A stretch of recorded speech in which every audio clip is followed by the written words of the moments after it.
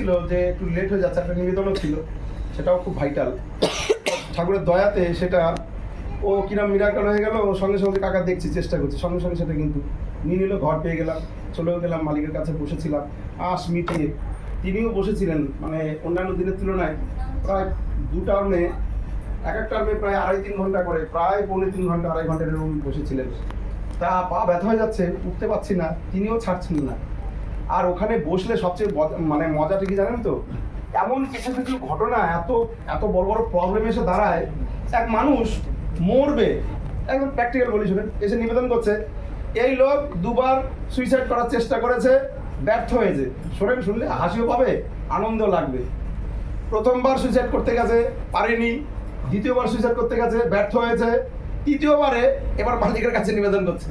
তো মালিক তখন বলছে, আরে ওকে জিজ্ঞেস কর, ও যে সুইসাইড করবে, মাঝ বয়সীর উপরে লোক, মানে প্রায় 65-র কাছাকাছি বয়স। এই কথা কম বলছে, এবার ওকে জিজ্ঞেস কর ও কিসে মরতে চায়।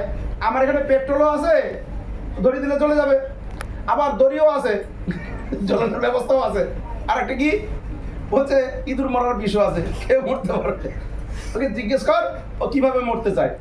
আপনার হাসছেন তো, বিশ্বাস করেন যে ওই করুণ অবস্থায় পৌঁছে গেছে মানুষ। তো দেখেন, মরে গিয়েও কিন্তু মানুষ বাঁচতে চায়, মরতে কেউ চায় না, কিন্তু দেখেন মরে কেন, মানে মরে গিয়েও একটু শান্তি যাতে পায়, মানে বাঁচতে পারে আর কি, মানে ওটাও বাঁচা।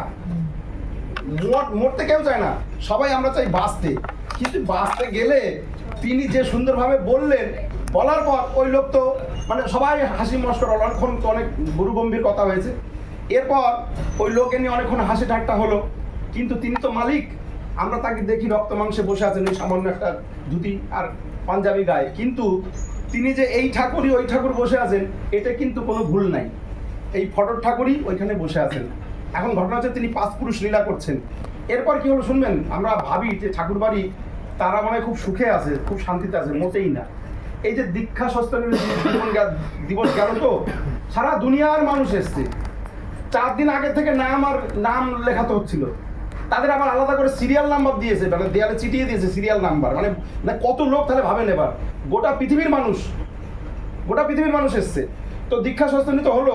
এবার আবার কিছু মানুষ এসছে টাইমিং এ এসে পৌঁছাতে পারেনি, সেটাও নিবেদন করছে যে আগে আমার ছেলে চাইছে পূজনীয় অবিন দাদার কাছে দীক্ষা নিতে। তো দেখেন মালিক কি সুন্দর উত্তর দিচ্ছে, বলছে শোন, আমি অবিন কেন, অবিনের বাবাও দীক্ষা দিতে পারবে না। কেন? একবার এক্সপ্রেস ট্রেন ছেড়ে দিলে তারপরে কেউ আর উঠতে পারে না। যদি উঠতে পারে বল, তাহলে অবিন দীক্ষা দেবে আবার। আর দীক্ষাটা অবিন কেন, অবিনের বাবাও দেয় না, দীক্ষা দেন ঠাকুর। তাই ওদের বল যে যদি দীক্ষা নিতে চায়, আবার যদি কোনোদিন দিনক্ষণ ঠিক হয় তখন, কেন আগের থেকে তো জানিয়ে দেওয়া হয়েছে, এটা তোমরা আসোনি কেন, সুযোগটা নাওনি কেন। যদি এবার নিতে ইচ্ছা হয় সেটা আবার করে দেওয়া হবে। আর না হলে বল, যদি অন্য কোনো ঋত্বিকের মাধ্যমে দীক্ষা নিতে চায়, দীক্ষা দেন কিন্তু ঠাকুর অনুকূলচন্দ্র, অন্য কেউ দীক্ষা দেন না।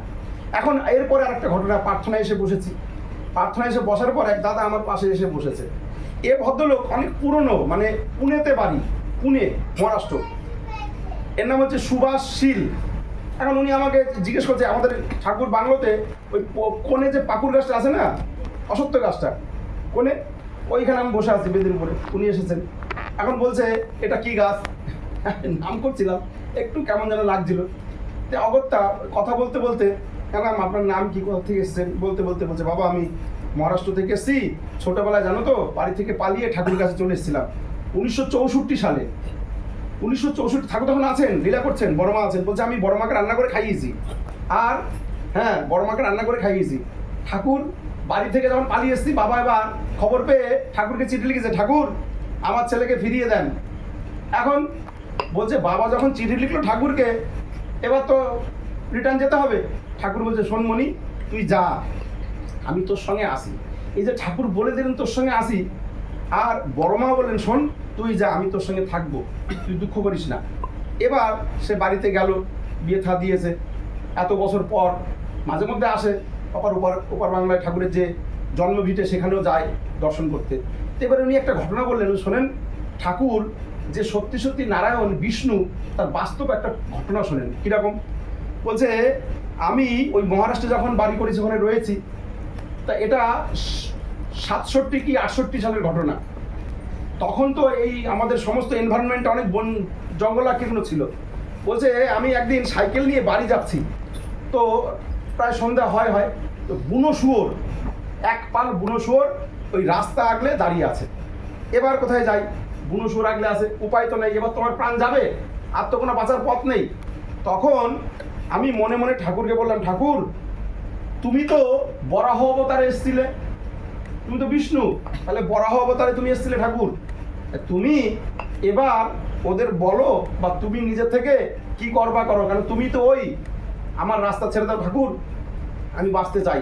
বলে ঠাকুরের সেই সুন্দর মুখখানি, তার অনিন্দ সুন্দর মুখখানি স্মরণ করলাম আর নাম করতে থাকলাম। বলছে বাবা বিশ্বাস করো, মিনিট খানিকের মধ্যে ওরা নিজে থেকেই ওই শুয়োরের পাল চলে গেল। বলছে সেদিনকে আমার নিশ্চিত মৃত্যু ছিল। তাহলে ঠাকুর যে বরাহ অবতারে ছিলেন তার বাস্তব প্রমাণ এখানে। আর ঠাকুর তো বলেছেন তুই মনি যা, আমি তোর সঙ্গেই থাকবো। তাহলে বুঝতে পারছেন তো, আজকে এই যে বাড়িতে সৎসঙ্গ হচ্ছে, একটু আগে আমি সৎসঙ্গে যখন আসছিলাম, আমাদের হরিকৃষ্ণদা, ওনার সঙ্গে রাস্তায় দেখা, তো দেখার পর আমি বললাম আরে যার বাড়িতে সৎসঙ্গ সেই মালিক এখানে, উনি ধর্মরিয়ে এলেন কাছে। এখন এই যে বাড়িতে আমরা সৎসঙ্গ করছি, এর যে করুণ পরিস্থিতি আমরা সবাই অল্প বিস্তর জানি। এবং আজকেও দাদা বলছেন দাদা সত্যি খুব ভালো আছি গো, তা অনেকদিন তো হয়ে গেল বছর খানেক, এবার ঠাকুর বাড়িতে গিয়ে মালিককে বলবো যে এবার কি করবো, আমরা সেটা খুব ভালো হবে, মালিককে নিবেদন করলেই সবচেয়ে সুন্দর হবে। বলে দাদা ভালো আছি, শান্তিতে আছি, সুখে আছি। তাহলে যে বাড়িতে সৎসঙ্গ করতে এসে আমরা প্রথম যখন করে গিয়েছিলাম, আর আজকের দিনগুলো ভাবেন, তিনি যদি সত্যিই মালিক না হবেন, তিনি সবটা যদি না দেখবেন, তাহলে এ কি যাকে তাকে দিয়ে ওই কাজ করানো যায়? একদিন তো হলো না। তা তিনি যেদিন থেকে বললেন, যেদিন থেকে করা শুরু হলো, তারপর থেকে আস্তে আস্তে কিন্তু এই যে এনভায়রনমেন্টটা পরিবর্তন হয়ে গেল। তাহলে এই অদ্যাবধি লীলা করে সেই করে রায় কোনো ভাগ্যবানে দেখিবারে পায়। দেখেন